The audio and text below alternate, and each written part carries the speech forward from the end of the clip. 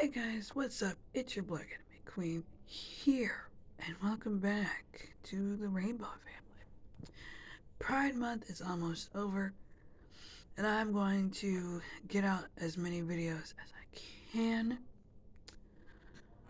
I'm going to be talking about some of my favorite LGBTQ movies. Again, I got it written down, so I won't forget. I do take a lot of time to make these videos, so I appreciate the people that do watch or view my videos. Thank you so much. Pride Month is almost over, and it sucks because I wish Pride Month would be every day, not just once a year or once a month. Happy Pride Month, happy Juneteenth, and remember, love is love. There is no right or wrong way to be anything. To be black, to be Asian, to be LGBTQ, to be pansexual. That is what I identify as. There is no right or wrong way. And to you closed-minded, negative-ass people out there, educate yourself because I'm pretty sure you don't like yourself. And let's get on to the video. Coming in at number 10. Boys Don't Cry. Boys Don't Cry is based off the real life tragic story of transgendered man Brandon Tina. Brandon Tina was tragically murdered due to the fact that he was a transgendered man in 1993. This movie came out, I want to say, in 2001 or 2000. But it's a good movie. The ending's sad, and a lot of people have said, "Oh, this movie would have been better if they had like a transgendered actor playing this character." But I thought it was just a really good movie overall. The ending is pretty sad, but I like it. Coming in at number 9, we have Brokeback Mountain. Brokeback Mountain came out again in the early 2000s. It tells the story of two cowboys played by Jake Gyllenhaal and the late, great Keith Ledger. Now, these two cowboys, they have a very complicated love story. The movie is good. The ending is tragic. Jack, aka Jake Gyllenhaal's character, dies in the end. And Keith Ledger's character is just left feeling like, okay, maybe we could have had a life together. Maybe we could have done something. But sadly, it didn't happen. Um, I like the movie, but this movie has been the butt of the joke, for homophobia jokes, sadly. But overall, it's a good movie. Coming in at number 9, But I'm a Cheerleader. But I'm a Cheerleader is a good movie. You have Natasha Lyonne, who's also known for being in Russian Doll. She was in that movie when she was younger, so I'm guessing this movie came out in the 90s. She plays a cheerleader named Megan. Her parents, well, they assume, but they think she's a lesbian. But she really is a lesbian. And yeah, there is some comedy to this movie. I know coming out as a teenager to your parents could be triggering for some, but overall, I think it's a good movie. Natasha Lyonne, you did an amazing job with this one. Coming in at number 7 is The Color Purple / Bite. Now, I put these two together because I didn't want to make this video too long. The Color Purple. I had no idea this movie was even LGBTQ. I'm guessing the two main characters, Oprah Winfrey's character and Whoopi Goldberg's character, are lesbians. I grew up watching this movie as a kid, And even I was questioning, okay, who is the LGBTQ character in here? So I grew up watching this movie. Yeah, I did not know that. But if you haven't seen that movie, check it out. The movie Bite tells a story about a transgendered woman who, I forgot her name, I apologize, but look up the movie. Um, she ends up like meeting a group of these other women who are vampires, and what happens next is a little bit of craziness and a little bit of mayhem. Yeah, that's all I can say about that. Coming in at number 6, we have Keep the Lights On. Keep the Lights On. I saw this movie. Of course, it's about a gay couple who, like every other couple, has their own struggles, whether it's with insecurity or money or communication or physical intimacy. You know, regular things that other couples would go through. They went through also.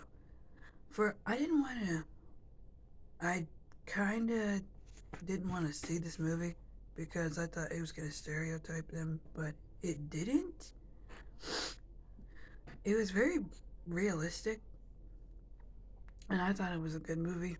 So keep the lights on. If you haven't seen it, you can watch this on Tubi. I watched it on Tubi. I thought it was an okay movie. Coming in at number 5 is Paris is Burning. Paris is Burning is a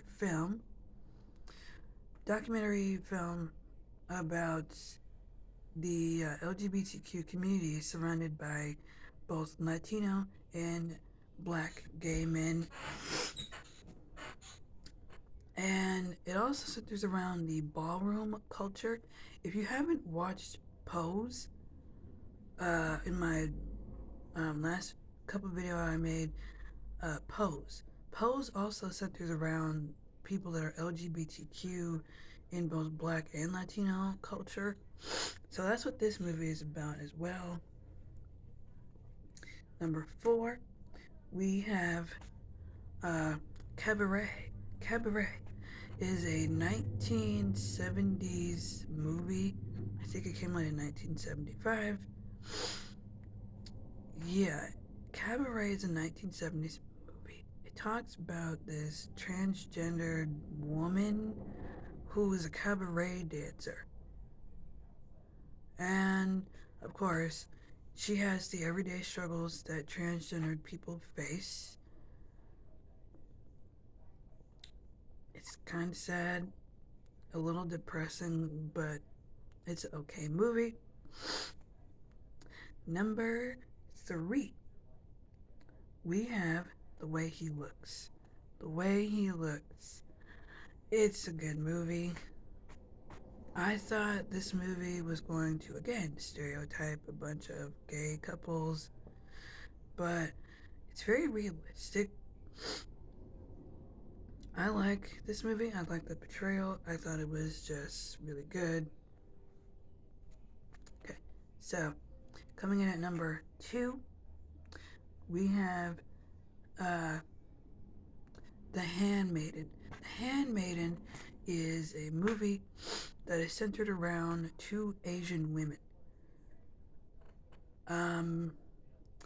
We don't see a lot of like LGBTQ characters, especially if they are Asian, being portrayed on screen in a positive way. But you have one woman that's Japanese, another woman that's Korean. This Korean woman tries to seduce or make this Japanese woman fall in love with her for her money because she's rich. She's from a rich family. And this Korean woman, well, she's not from a rich family background. She's not poor, but she's kind of middle class and she's kind of poor. So she tries to get this rich Japanese woman to fall in love with her. pretend to fall in love with her, but they actually do end up falling in love for real.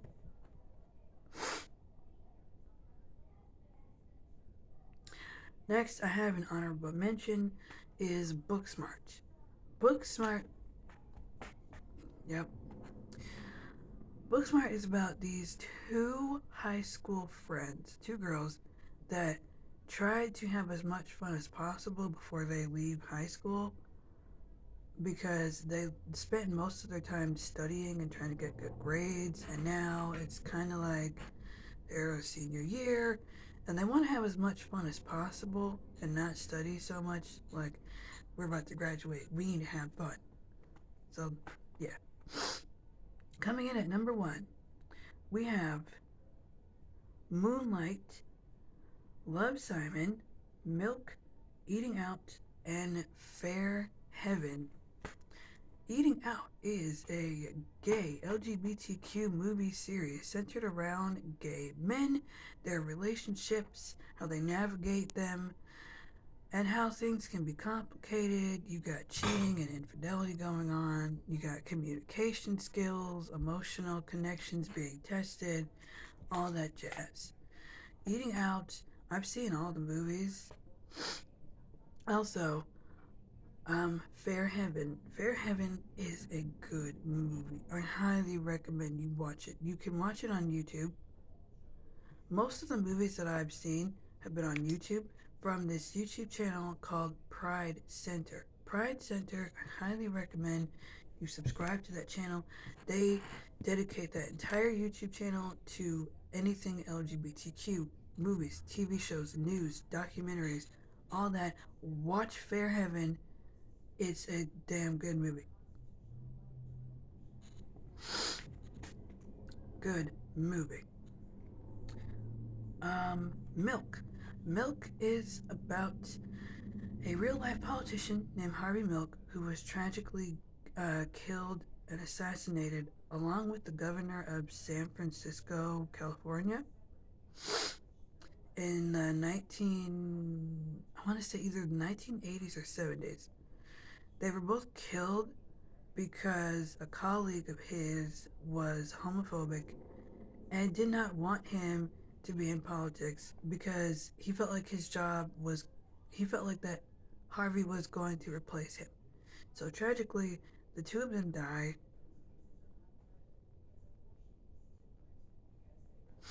It's a very sad movie, but he does make an impact throughout the LGBTQ community. He fought for equality and for equal rights. So thank you for that, Harvey. Next we have Moonlight.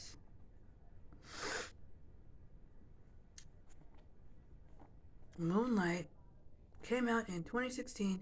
This movie won multiple awards. This movie tells a story about Chiron being a young gay black man in an all black community from his childhood to his teenage years to his adult years. I love this movie. I thought it did a good job. It wasn't stereotyping black people in general, or not. Well, for me, it wasn't. But overall, I thought it was a really good movie. It does tell the story of being a young black gay man in a black community. They should make another one centered around being a black gay woman in a black community next. But I highly recommend you watch this one. It's really good. It's one of the best movies I've seen in LGBTQ movie history. Next, we have Love, Siman. Love, Siman tells a story about a teenager named Siman who has an online crush slash communication with another student that is gay but hasn't come out yet to his family named Blue. Blue and Siman develop feelings for each other and they decide to come out to their family. But Siman is outed by another student.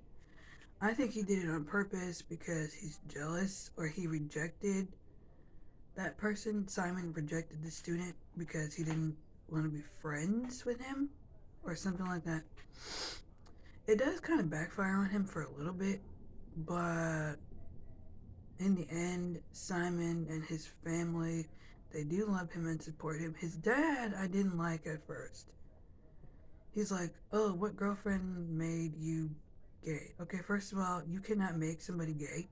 You either identify as gay or you identify as, I don't like women, I like men. That's my sexuality. You cannot make somebody gay. Okay? It's not possible. You're born gay, you're born gay. Alrighty. So those are all of some of my favorite LGBTQ movies. The next video, I'm going to try and upload 2 of these videos today. I'm going to upload some tomorrow and Wednesday. The next video I'm going to do is some of my favorite LGBTQ celebrities, famous people, why I love anime, and how I think it represents both racially and diversity in LGBTQ people. So, again, happy Pride Month and happy Juneteenth. Pride Month is almost over. I don't want it to be over, but stay safe,